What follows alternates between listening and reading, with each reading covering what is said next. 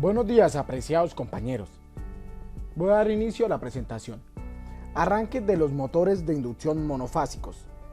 Especialmente vamos a hablar sobre los devanados de fase de partida.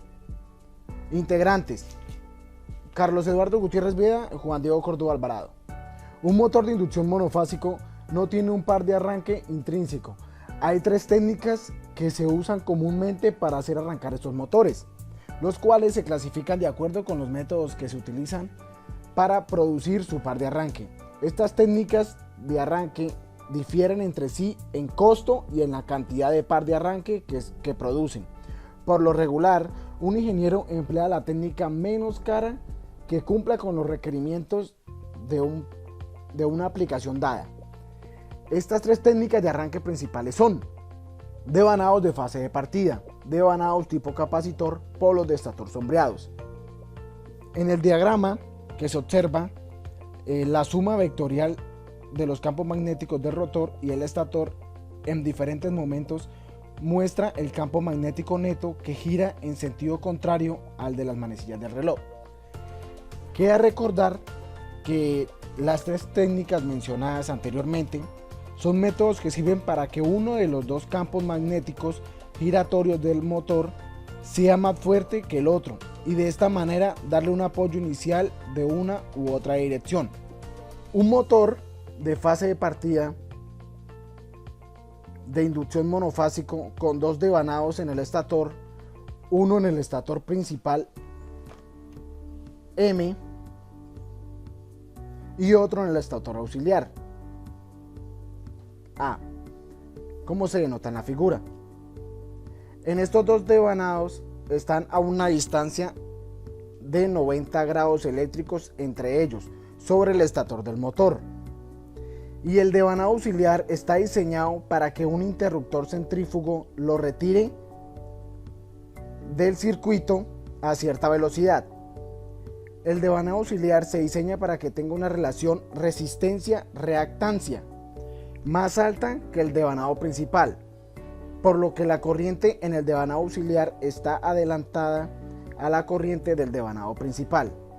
En general, esta relación resistencia-reactancia más alta se logra por medio de un alambre más delgado en el devanado auxiliar.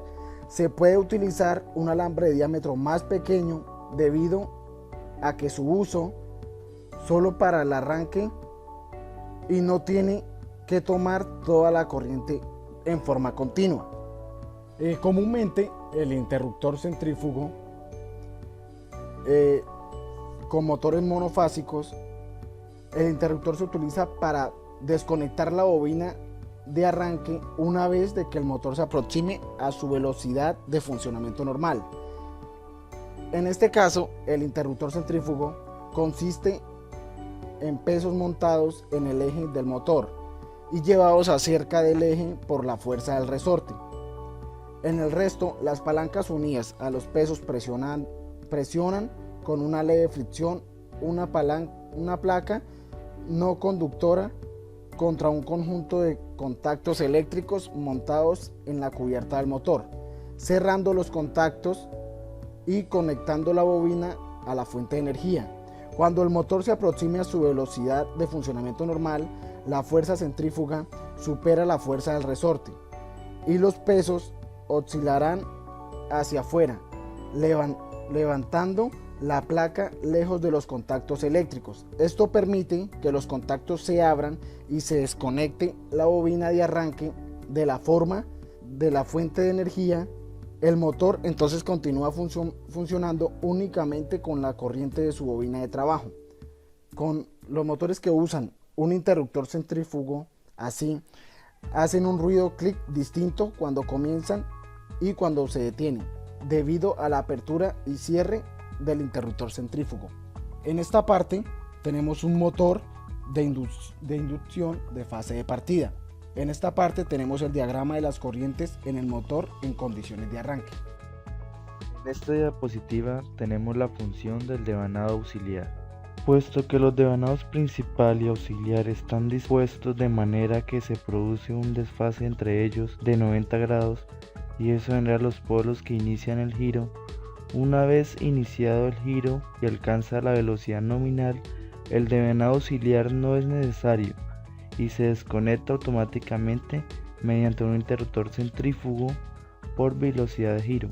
Entonces, el bobinado auxiliar solo actúa para producir el par de fuerza necesario en el arranque y una vez puesto en marcha se desconecta. Este lo podemos observar en la figura en la parte C. Vista transversal de un motor de fase partida. En esta figura tenemos los devanados principales. Después tenemos los devanados auxiliares, son los alambres con un diámetro más pequeño. A continuación tenemos el interruptor centrífugo que elimina los devanados auxiliares del circuito cuando el motor se acerca a la velocidad de operación. Características. Los motores de fase partida tienen pares de arranque moderados con una corriente de arranque bastante baja. Estos están disponibles en fracciones de caballos de potencia y son bastante baratos. Los devanados auxiliares siempre llegan a su pico antes que la corriente en el devanado principal y por lo tanto el campo magnético del devanado auxiliar siempre llega a su pico antes que el campo magnético del devanado principal. Otra característica, se conectan normalmente a una red monofásica de alumbrado o de fuerza. Se puede invertir la dirección de rotación del motor simplemente conmutando las conexiones del devanado auxiliar sin cambiar las conexiones del devanado principal. Aplicaciones. Se emplean para accionar lavadoras, quemadores de aceite pesados, ventiladores, sopladores y bombas centrífugas que no requieren de un par de arranque muy alto. Muchas gracias por su atención.